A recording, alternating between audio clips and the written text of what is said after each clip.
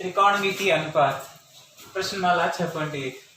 तो त्रिकोणमिति में क्या होता है, त्रिभुज की भुजाओं और उनके कोणों के बीच में जो संबंध है वो ज्ञात किया जाता है। तो इसके लिए अपन कुछ विशेष जो कोण है उनके लिए त्रिकोणमितीय अनुपात निकाल लेते हैं।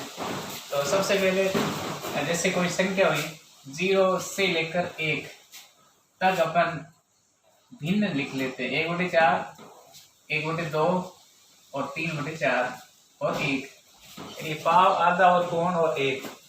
अब इनका सबका वर्गमूल लेते हैं, तो 0 का वर्गमूल, इनका वर्गमूल, इनका और 3/4 का और 1 का।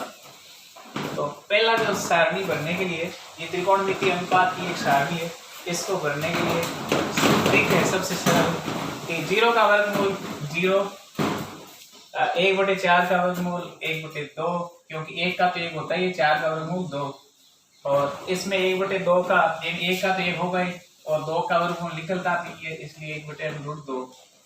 60 का मान यानी 3 होता है, 3 का वर्गमूल तो होता नहीं है, और 4 का वर्गमूल 2, और 90 डिग्री का यानी 1 का वर्गमूल 1।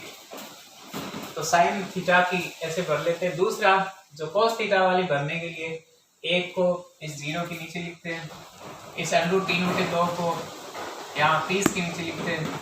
45 का मान वही रहेगा जो ऊपर साइन 45 का है, इस 30 का मान यहाँ 60 का हो जाएगा, और 0 का मान यहाँ 60 का हो जाएगा।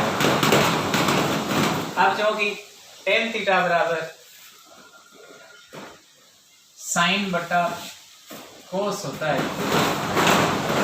तो साइन का मान जैसे पहला मान ज्ञात करने के लिए 0 में 1 का भाग लगाया तो उत्तर आया 0। दूसरा मान है इस 1/2 यानी 1/2 में ये √3/2 का भाग लगाने पर उत्तर आएगा 1/2 गुणा 2/√3। इसका मतलब इससे कैंसिल हो जाएगा और 1/√3।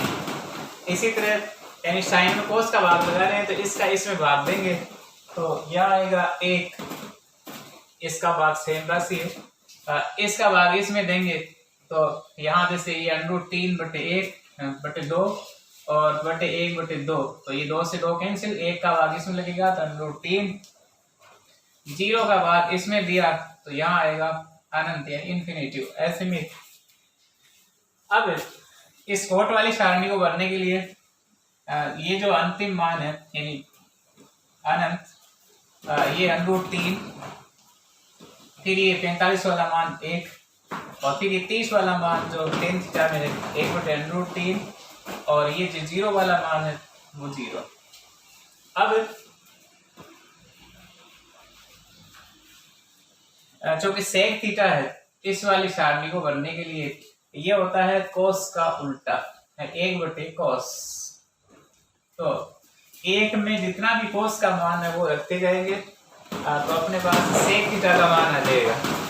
तो जैसे पहला मान है कोस से 0 का मान ज्ञात करने के लिए 1 में 1 का भाग देंगे तो 1। दूसरा मान 1 में जैसे 30 का मान है, इसका ये कोस थीटा का मान √3/2, तो इसका पलट देंगे यानी 1/1 × 2/√3, तो ये मान हो जाएगा 2/√3। इसी तरह ये जो मान है कोस 45 वाला, इसको भी पलटेंगे तो 1/√2 यानी 1, तो ये ऊपर चला जाएगा, इसका मतलब √2 आ जाएगा। और फिर इससे अगला मान है वो 1/2, तो इसको पलटेंगे तो 1/2/1, तो उत्तर आ जाएगा 2। इससे अगला मान ज्ञात करने के लिए ये जो मान है 0 वाला, तो यहाँ आ जाएगा 1/0, तो 1 में जो 0 का भाग लगाएंगे तो आएगा अनंत। अब जो cos1 का मान ज्ञात करने के लिए तो इस sec थीटा वाले जो मान है अनंत वो यहाँ लिख देंगे, दूसरा मान यहाँ लिख देंगे, ये मान यहाँ उतार देंगे, ये तीसरा मान जो 2/√3 है यहाँ आ जाएगा, और इस 0 वाला मान यहाँ आ जाएगा। इस तरह से ये त्रिकोणमितीय अनुपात की जो सारणी है वो पूरी हो जाएगी। अब इससे अपन उदाहरण कुछ हल करेंगे। इस पर कुछ सवाल है। प्रश्न पूछे जाते हैं कि 2 sin 45 और cos 45 का मान ज्ञात करिए। क्वेश्चन होगा मान ज्ञात करिए। तो 2 sin थीटा यानी sin 45 और cos 45 यहाँ इनटू माना जाएगा यानी गुणा माना जाएगा। तो पहले इस सारणी में से ये मान ले लेते हैं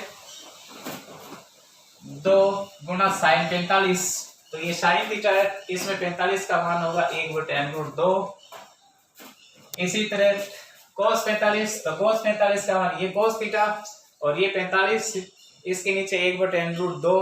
तो ये यहाँ अपन लिख देते हैं 1/√2। इनको हल करेंगे तो 2 1 को 1 से गुना करेंगे तो वही 1 होगा, बटे √2 को √2 से गुना करेंगे 2। अतः 2 से 2 कैंसिल हो जाएगा और अपने पास 1 उत्तर आ जाएगा। इस तरह से अपन मान ज्ञात कर सकते हैं। इससे भी जैसे कुछ बड़े सवाल हैं तो इनको भी इस मान ज्ञात कर सकते हैं। तो इसके लिए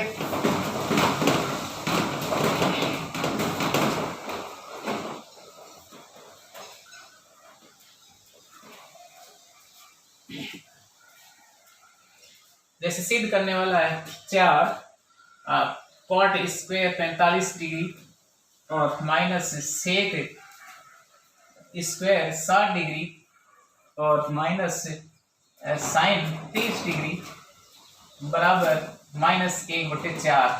इसको सिद्ध करें।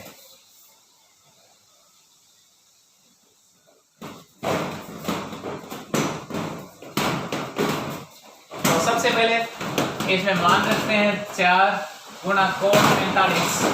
ये जो cot दिख रहा है और ये 45 है, इसका मान रहेगा 1 का स्क्वायर माइनस ये सेक 60 है तो यहाँ से सेक और ये 60 यहाँ आएगा 2 का होल स्क्वायर माइनस यहाँ साइन 30 है तो साइन 30 का स्क्वायर। इसका मतलब ये साइन थीटा ये 30 डिग्री तो ये 1/2 इसका होल स्क्वायर। ये LHS है, ये RHS है अपने पास।